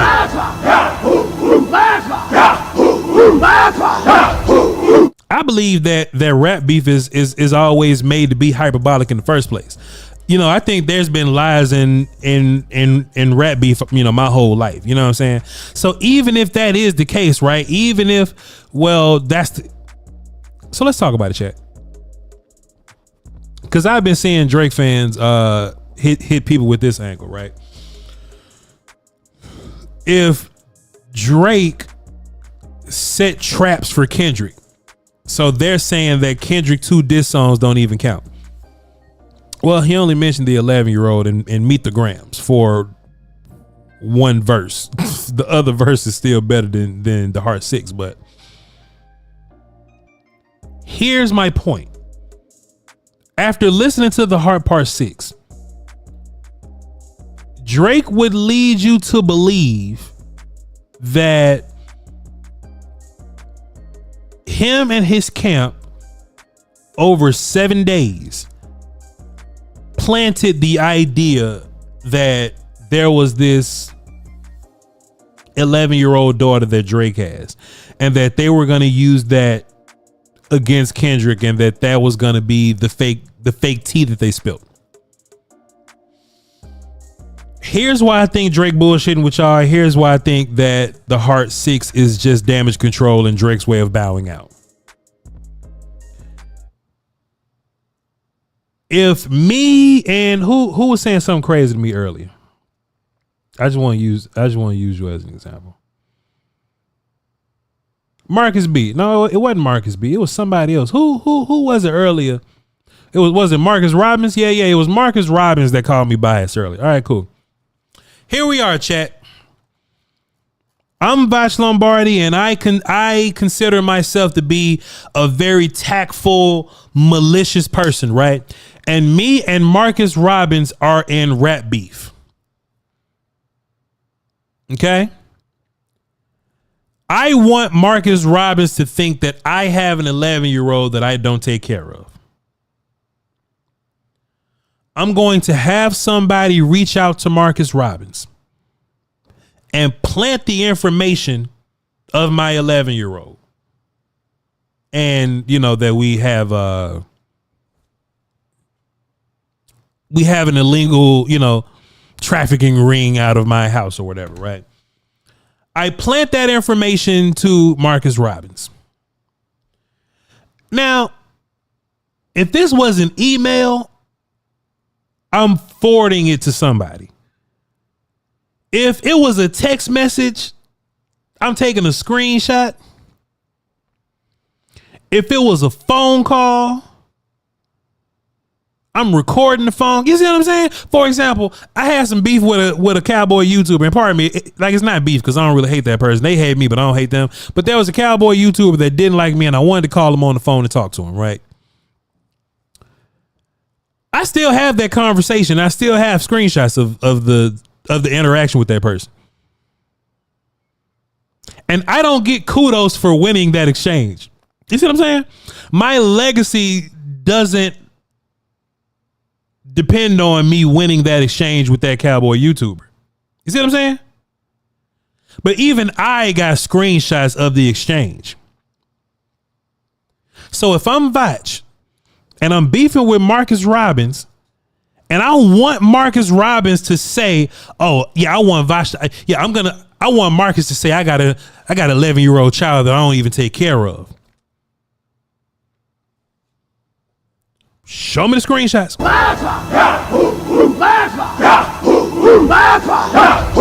Here's why, bro. If Drake got a screenshot, he ain't even got to make a song. If Drake got a screenshot, he ain't even got to make a song. But you know what he did? He let according to him, he let nonsense float in the air for 4 days.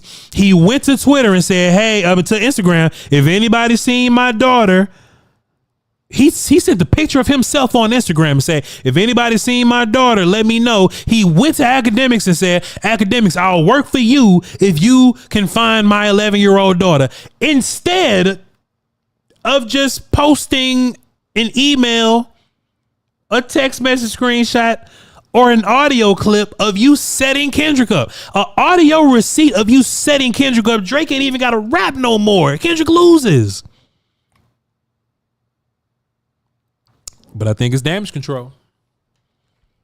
Plus, chat, if I'm a deadbeat dad, the one thing that I'm not trying to plant on somebody is for somebody to call me a deadbeat dad. I'm just not doing it. If I was in rap beef with Marcus Robbins, I'm gonna plant some evidence like, oh yeah, tell him, Colin Cowherd knocked him out. Yeah, tell him Colin Cowherd. Yeah, he got into it, you know what I mean? Voch snitched on somebody when he was in jail and he got, you know what I mean? Voch, if he provided proof now, do you think the public would accept it and change the score? No, because it's been 6 days. It's been 6 days. You can Photoshop and AI your goddamn voice. I know you can fake some proof. Come out with some proof. You know what I'm saying? Like, and the whole idea is, well, why does Drake have to show receipts and Kendrick doesn't have to show receipts? Because Kendrick is out rapping Drake right now. Kendrick is out rapping Drake right now. And the only thing that can the only thing that can make Drake win is if Drake has the more damning evidence on Kendrick, and he don't.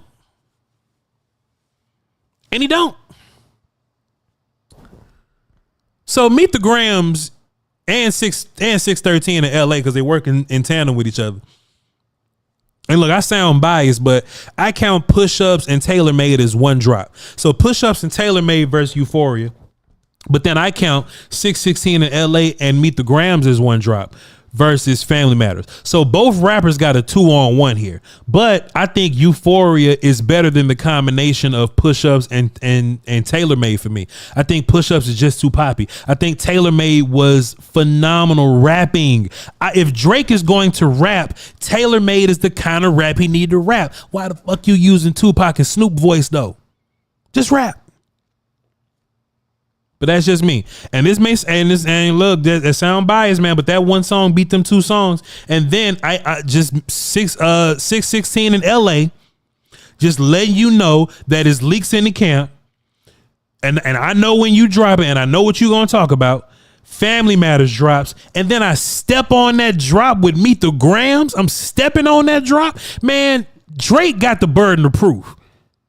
Drake got to prove that he ain't got an 11-year-old daughter. This rap beef, I can say what I want. I can say what I want. Best work was a light pack, man. That's another thing, man. That's killing me about a lot of these people that's tuning into this rap beef, man. They acting like everything got to be a punchline, bro. Everything ain't got to be a punchline. Some of this stuff is just facts. Kendrick say there's no accent you can sell me. Yo, why Drake run out here like mans and teens now? When did this identity crisis happen? It be small lines like that means more to me than the actual punchline. And look, Drake got him too. You know what I'm saying? When he was all like this, when he was talking to Whitney, this hit you back a beat less dangerous, man. I think that I like small lines like that. It ain't always got to be a big hip hoppity line. So, man, I sound away saying this, but hey, y'all ain't got to listen to what I say. But I don't think Drake won a round so far. I don't think Drake's won a round so far. If y'all want to call in and disagree, I'll take 3 calls. But listen, Drake ain't won a round so far. But this is how special Kendrick is. After Kendrick dropped Meet the Grams, and look, Drake only wants to come out and say, oh, we planned this, we plotted on you this whole time. He only wants to say this after Meet the Grams and Not Like Us were so devastating. Chat, I don't think Drake got a point in this thing. Drake ain't got a score yet. Not Like Us was the knockout punch. And I'll tell you why. Because Tailor Made has set this whole scene as if Kendrick cannot give you as many raps as I can. Kendrick can't give you as many, Kendrick can't give you what I give you. Not only did Kendrick come out here and he out-rapped Drake, and not only did Kendrick give you like a different feel in every single song that he gave you? Back in the day, and Brother L know what I'm talking about this because he came up in that era. We was outside with like 300 bars and shit. We was outside when 50 was, going at it with everybody, really. Back in the day, if there was rap beef or whatever, they wouldn't advise you to go into that person's city, right? And you can't come to LA. You can't come to LA because of, gang politics or tough guy shit, XYZ. Kendrick basically told Drake, you can't come to LA. But it's not because of no violence or no gang stuff, right? Drake can't come to LA. It don't matter what club Drake is going to be in. It don't matter where Drake is going to be driving up and down the street. It don't matter what radio station Drake is going to be listening to. Even Spotify is going to be affected by this. Not Like Us is going to be on the radio. It's going to be in the club, and it's going to be blaring out of people's cars. And let me tell you what's so dope about Not Like Us, which could be tied into Not Like That, right? Well, Not Like Us could be full circle back to Like That, Not Like Us. It could be full circle. I just thought about that, right? Drake, I guess when he walked into this thing, he thought that his popularity and his pop song approach would be the reason why he's victorious. Kendrick out pop songed Drake.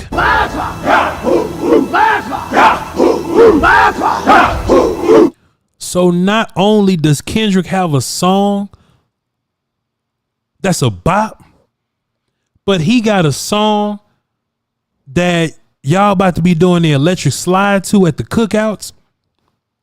But he got a song where he's loudly uniting his side of the country when he say things like "we back outside." Not Like Us sounds like the West Coast for a reason. It has that sound for a reason. It has that sound for a reason. On top of the idea, Drake homeboy, Drake's like second in command security character, the Baka Not Nice character.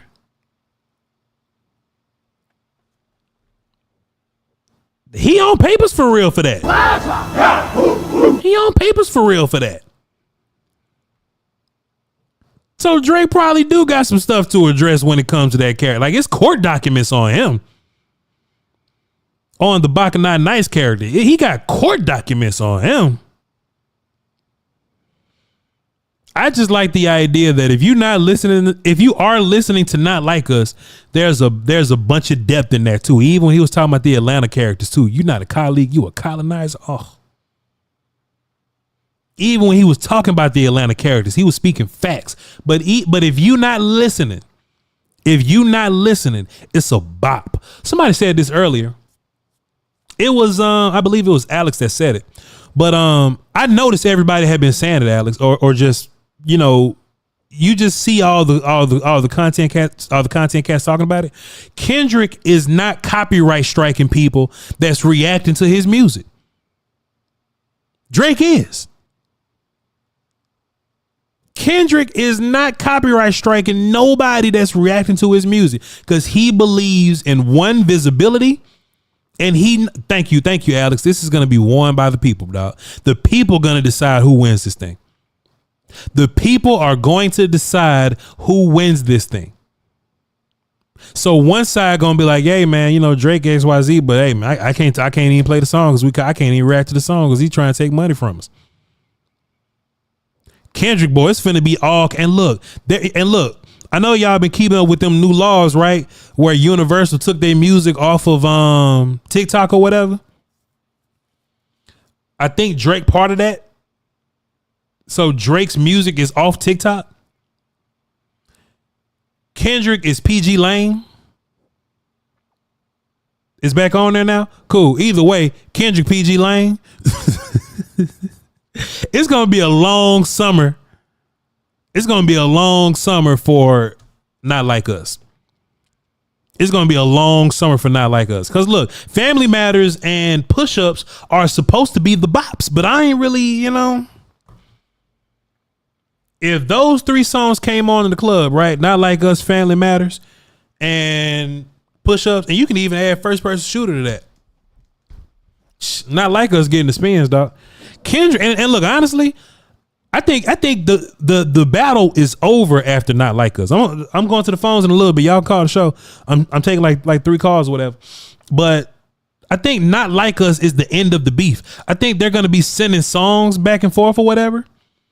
I think they'll be sending shit back and forth. You know, like Takeover versus Ether was like, that was the fight, and it was over after that. But it was still some little songs here and there after that. I think anything after not Like Us don't count. Not Like Us was a knockout to Drake, and The Heart Part 6 sounds like an apology and a damn PR move. Me personally, that's just how I feel. But let's get into the phones though. Brandon from Houston, let's see what you're talking about, man. What's happening? Oh man, I just had to call in. Time out, Brandon. That's another point. Brandon, I'm sorry. That's another point. Alice make a fantastic point, and I ain't looking in the chat no more. If I just got over on Drake, if I'm Drake and I just got over on Kendrick, my song gonna sound happy. I'ma sound elated. I'm gonna be full of life. Drake sound tired. Drake sounds exhausted, and he don't want to do this no more. Go ahead, Brandon. Man, he just took my whole flow bar for bar. Now, I'm sorry, bro. Yeah, I was gonna say this. No. I was gonna say the same thing. It's like, bro, the last song was just a waving the white flag, saying, "I didn't know you was gonna go this far, and I didn't know your pen was like that." You know, it was a great. Hey, shout out to them both for getting in the ring. I've been highly entertained, but all this did was Kung Fu Kenny reminded me that Drake kind of a culture vulture, and he's been texting and messaging teenagers for a decade. And these are facts. But really, the internet has ruined this type of beatbox because everybody's like, oh, where's the key? And, oh, can you prove this? I'm like, bro, I'm 38 years old. I have no idea. I'm pretty sure that Jay-Z didn't leave a condom on Nas's baby mama, baby C. I'm pretty sure he wasn't even in a karate class, but nobody cares. It's about bars. Yeah. It's about how you spit that shit, and Not Like Us has me walking on Drake's grave. And everybody on the West Coast is going to be screaming A minor for eternity. Yep. And that's it's over, Voch. And I'm just happy with your hip hop takes because I've been disappointed in so many media people in the way they're looking at this because it hadn't been close. I feel like it's been a master class, and I gained new respect for Kung Fu Kenny, man. Hey man, appreciate you for tapping in and appreciating the work, man. You know, this is fun. And honestly, this is what I would rather do. You know, I would rather talk non-football than football or whatever. But hey man, look, bars, the better music, the creativity. Like Kendrick wasn't stale, not one point. At no point was he stale. And I feel like Kendrick went backwards. What I mean by that is Kendrick put so much depth into Euphoria that people had to investigate it. But then 616 was dense, but it was less dense than Euphoria. Meet the Grams was aggressive. It was a nuke, but you know what I'm saying? So it just got easier and easier. So, you know, while we up here breaking down Euphoria, we get some other shit to just beat Drake upside the head with, you know what I'm saying? So well, I didn't know that he could back to back him. I didn't know he could drop a banger like that. We know now. Like that's not like a Kendrick type style, you know, especially the way Euphoria was going. So, but just on that note, Voch, if you did I don't know if you have to do another channel, but you did a variety show covering culture and a whole bunch of other stuff, man. You already know everybody rocking with you, man. Voch Reacts on YouTube is already up. Voch Reacts, like I'm reacting to something. Voch Reacts is up already. I got some stuff over there. All right, later, man. Appreciate you, bro. Hey, man, it's just bring it. He's a section one God. Bring it. He's a section one God. Hey man, look, something else too that I think is very underrated in this whole thing. Metro got a contest, right? Metro Boomin. He has a contest. He has the BBL Drizzy beat. He got the BBL Drizzy beat. And he said, hey, whoever makes the best diss to this beat gets a free beat, right? Now, look, man, Metro probably just got some throwaway beat that don't nobody want that he could just give to somebody or whatever. But at the end of the day, you have millions of people dissing Drake to BBL Drizzy beat, which is hysterical. Oh boy, it's so funny just seeing. Dog, they had somebody from across the pond dissing Drake, and it was like, yo, Drake getting cooked in Japanese. He was rapping Japanese. They got girls singing to it. They got people rapping to it trying to get that Metro beat. And I was like, yo, man, Rick Ross. I love Rick Ross. Yo, look, so chat. I know a lot of y'all watched Dragon Ball, right? Let me tell you what Rick Ross is. Hold on. Y'all watch Dragon Ball, right? Let me tell you what Rick Ross is. Y'all remember in the Cell saga, at the very end in the Cell games, right? When Gohan was Kamehameha versus Cell, right? And we got the big Kamehameha blast in the middle, and we getting whooped by Cell a little bit. Then all of a sudden, TN on the side started shooting blasts at Cell while Gohan piecing them up. Piccolo and TN and them shooting blasts at Cell from the side. That's what Rick Ross is. That's what Rick Ross is. Every time Drake drops something, Rick on the side, yo, man, I'm telling you, man, I wouldn't have went that angle, Drizzy. I wouldn't have went that angle, BBL Drizzy. White boy, I wouldn't have went that angle. And every time Kendrick say anything, man, what you gonna do about that? How you gonna come back from that? How you gonna come back from that, white boy? Man, Rick Ross just low key. Rick Ross just low key, just being a cheerleader on the side has just been funny, boy. Look, Rick Ross is plane crashed. Rick Ross is playing. Twitter also said Metro would sell, and the contest was for mini sale. Oh, should I miss that one then? Well, I won't even make this comparison no more because I don't want anybody to think I'm selling. But look, Rick Ross is plane crash, right? His plane crash, and people would think that, hey, this some kind of karma. You need to leave Drake alone, and maybe Rick Ross won't say nothing. Rick Ross dropped a caption that said, "Drake got fighter jets that shot my plane down." He said Drake fighter jets shot my plane. Yo, Rick Ross funny, man. But I ain't mad. Winner gets 10,000. That shit, I'm gonna make it this. I'm gonna get Drake up out of here. Oh man, dog, that plane crash shit was crazy, man. All right, hey, I love y'all to pieces, man. I just wanted to give y'all my thoughts on a little hip hop talk. If it's any updates, if it's any further developments or whatever, y'all know we'll talk about it after a football day or something like that. But that's where we at with it. Y'all can go in the comment section, tell me what you think. Tell me if I'm full of S, but if you think I'm full of shit, then maybe you are. All right, y'all hold down for the shit. Y'all hold down for the dose. Who wants the piece? Go easy, y'all. Till next time. Love you. Bye.